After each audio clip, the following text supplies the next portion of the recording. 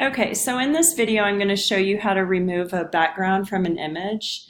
The tools are on the left-hand side in Photoshop, and when you have your toolbar up, the magic wand or the quick selection tool, the shortcut is W.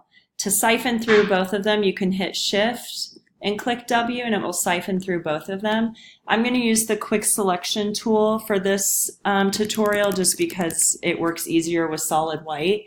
You may need to use both of them together. It just depends on the type of image that you're using.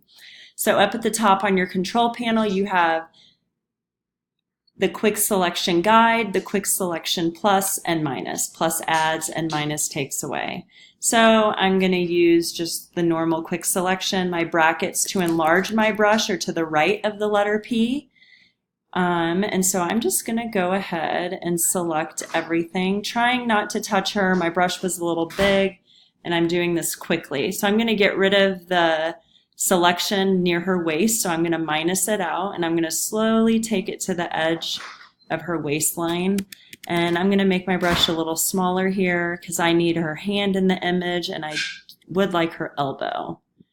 And for demonstration purposes, I'm not going to worry about getting this so precise, so I would just like to show you how to generally use it.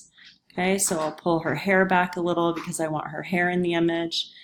I can select these white areas like in between her hands because I don't want that to show up.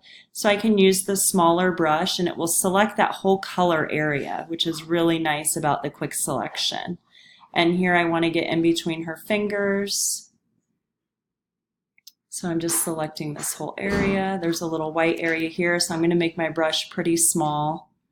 And there it messed up a little, so I can just minus it, pull it back. And I'll do a little bit more to the right of her hand here.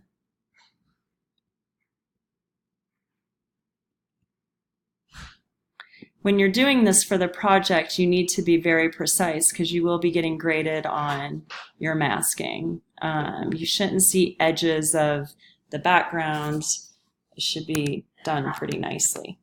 So Command plus and Command minus to zoom in and out, and this looks pretty good. So I'm going to go ahead and leave it here. So what we see is we see the marching ants around our perimeter and the woman. We want them just around the woman. So I'm going to go up to select inverse, and now I see all my marching ants just around her.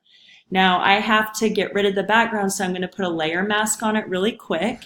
And over on the right hand side under your layers window, you should have that open, there is what I think looks like a camera. So it's a white box with a black hole right in the middle of it. And it's this icon right here.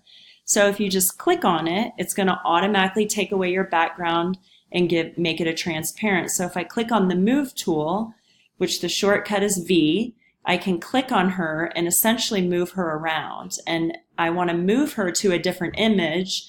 Maybe I want to pair her up with something.